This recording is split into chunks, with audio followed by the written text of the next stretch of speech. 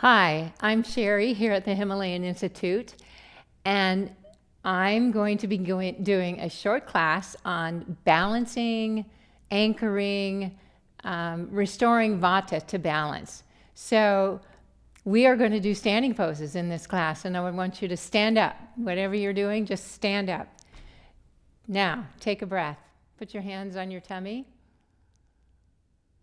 and breathe here. Often vata, we start spinning out. So what we want to do is anchor. So breathe here into your abdomen. Make sure you're breathing diaphragmatically.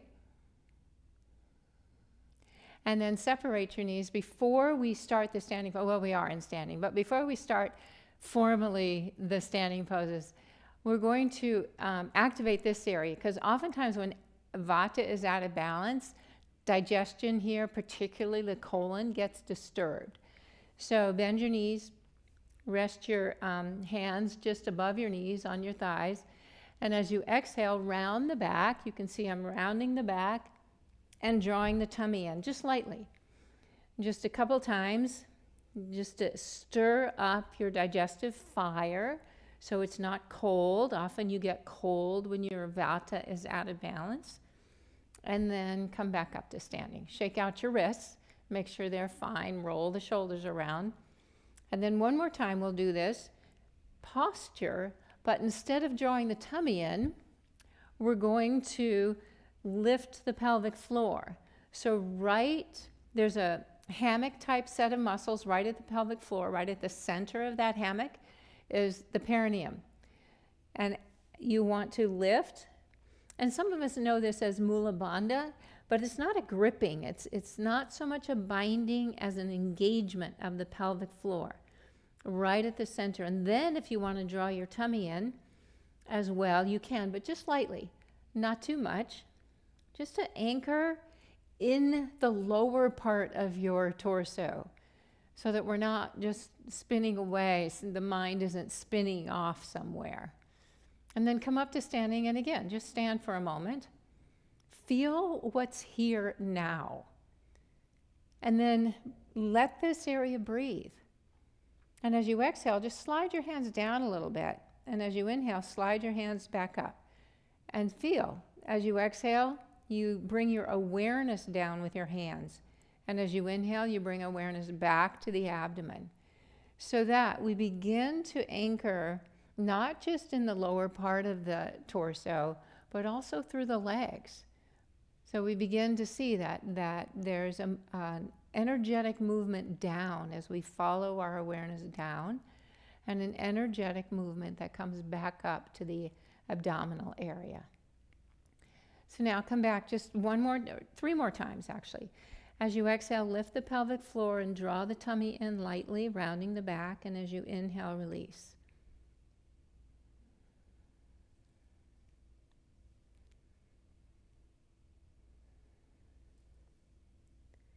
And after your third time, come back up into standing. Again, soften your gaze or close your eyes. Feel this area. So you're activating the digestive system, the colon, the intestines, and just really inviting energy to be there rather than all up into your head. In the Yoga Sutras, in the third chapter of the Yoga Sutras, in the first verse, Pandit Rajmani Tighanayat, in his commentary on this chapter, on this verse in particular, it's called the Awakening the Power of the Yoga Sutra. It says that no act of creation is as powerful as the mind.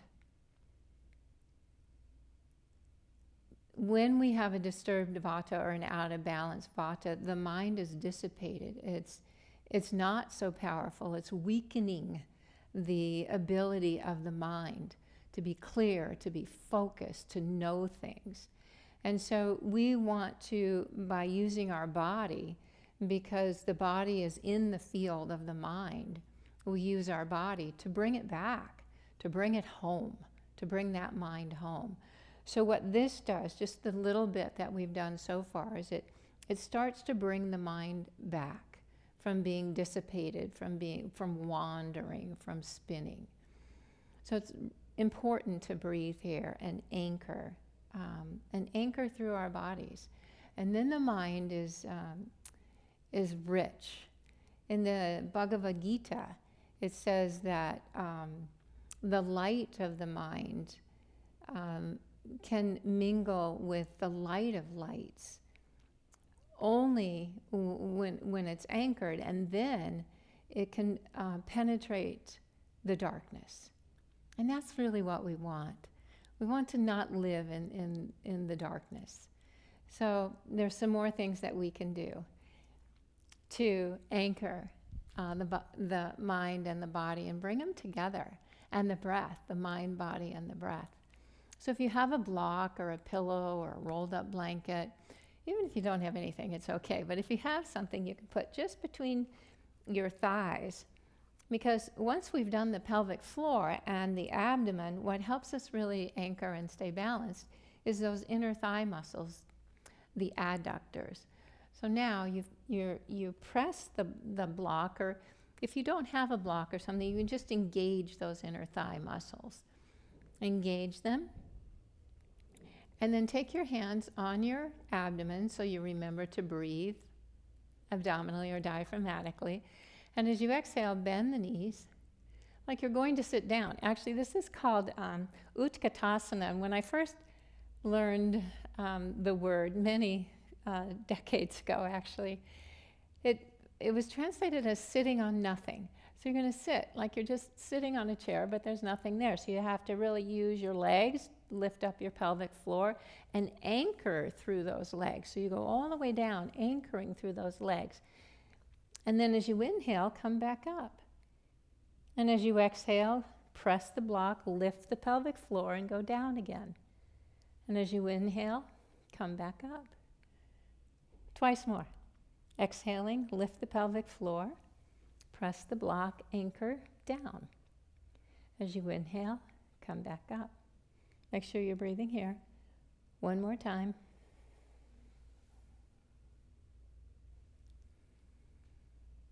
And then set your prop aside. Stand for a moment, hands on the side of the abdomen or the front and back, wherever it feels comfortable for you. And as you exhale again, bring your attention down. And as you inhale, bring it back up, just to the abdomen. So you're bringing awareness down through these legs that you feel now. And as you inhale, bring it back up. And then relax. Feel yourself.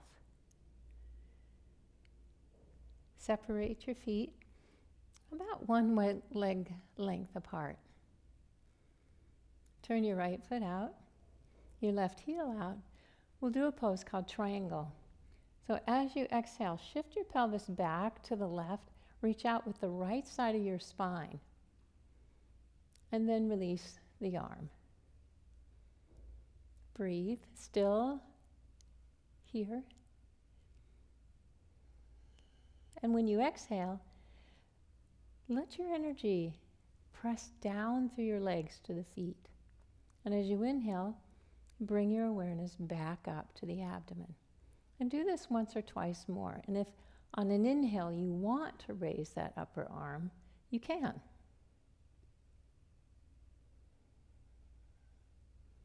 But remember, we're moving down. And from the feet, move awareness back up to the abdomen. Use those inner thighs. Engage the pelvic floor just lightly. And as you exhale, press down through your legs. And as you inhale, come up, releasing the arm down. Pause for a moment. Breathe here. Turn your left foot out and your right heel out. Take your hands again on your abdomen. Breathe here. Lift the pelvic floor. Exhale, press down through your legs and reach out with the left side of the spine. So you're reaching out here. And then release the arm. Take your time. Feel yourself anchored through your legs, both legs. If it feels comfortable for you and it doesn't bring your energy up so much that it gets dissipated, on an inhale you can bring the upper arm up. Take your time. Remember to go back to this pranic hub, this well of prana, life force. And as you exhale, bring your awareness with that life force down through your legs, strong. Let your feet relax, but be anchored. And then as you're ready, press down on the exhale and come up on the inhale. Release the arms down. Feet back to center. Shake your arms out. Take a moment. Take your hands on your abdomen. You know, the mind is hard to touch. It's hard to just pull it back in or reel it back in. But since the body is embraced and by the mind, and the mind is, the entire body is in the mind, by just touching ourselves at the abdominal area, breathing to our hands, we can begin to invite the mind back into the richness of the body. Remember that there's no power. There's nothing that's been, no act of creation is as powerful as the mind. So we want to bring it back and be able to use it. That's the beauty of vata. When vata is balanced, is that it's creative, it's intuitive, it's knowledgeable. So let's do a couple more. Spread your feet a little wider this time. Turn your right foot out, your left heel out. Again, be aware of the breath in your abdomen. And as you exhale, lift the pelvic floor and bend the front knee. And as you exhale again, release the arms down. And then when you inhale, bring the arms up without leaving your legs. Really pressing down through both legs strongly. Let the abdomen continue to breathe.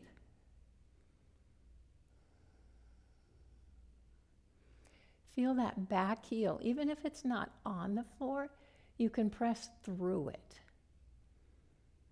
Especially on the exhale, when the energy moves down as an act of anchoring. Let your awareness travel down through the legs as an act of remembering that you're anchored. And then as you inhale, come up, release the arms, come back to center, and then pause for just a moment, breathe here, feel what you feel.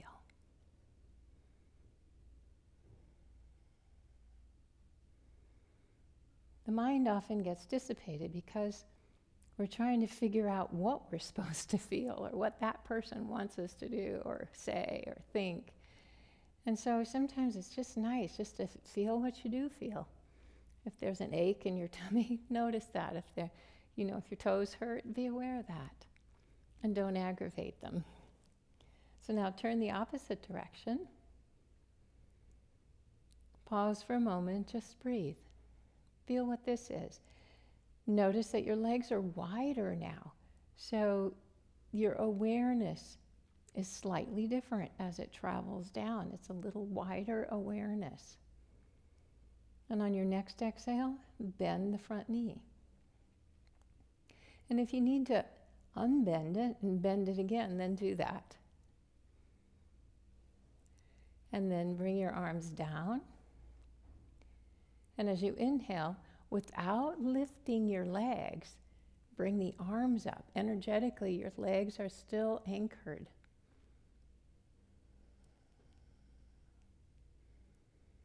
And take a moment here. Adjust yourself.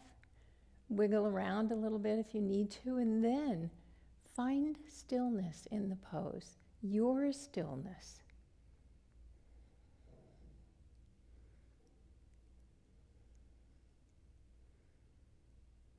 When you're ready, inhale, straighten the leg, exhale, come back to center. Bring your legs together. Soften your gaze or close your eyes. Breathe.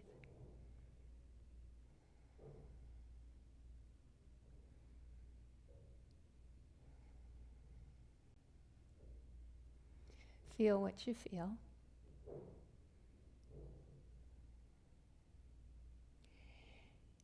And then separate your feet again, that one leg length apart. Turn your right foot out. This time pick up your left heel and turn it back, bringing it a little bit in front, almost like you're on train tracks. So they're not, the feet aren't exactly lined up. They're just there's some space. And then if you have a block or actually I'm going to do it this way. So my right foot is forward. I'm going to do a little twist, a standing twist. So take your hands on your abdomen, because sometimes the reason we get dissipated in our vata is because the world has kind of spun us around a little bit. Things outside ourselves or even things inside ourselves.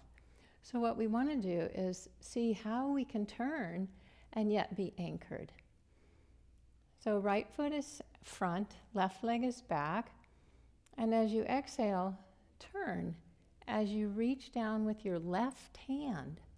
And you can put it on a block, you can put it on a chair. If your desk is there and you want to use that, you can. So you're actually turning. Your right foot is forward and your left hand is forward. And see, the spine is straight and revolving. Now breathe into your tummy.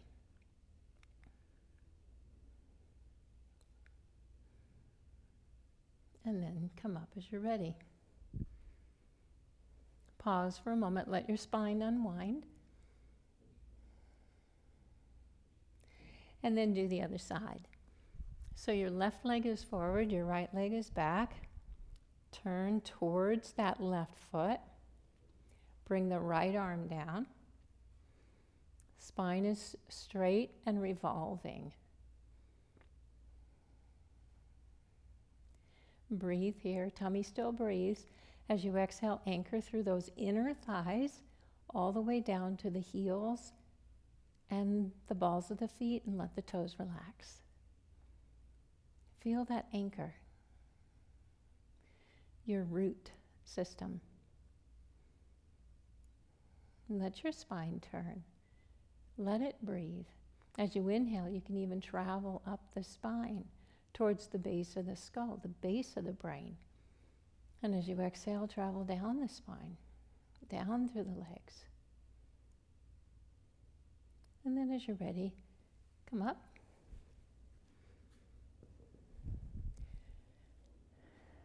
Come back to center. Let your spine unwind. Soften your gaze or close your eyes.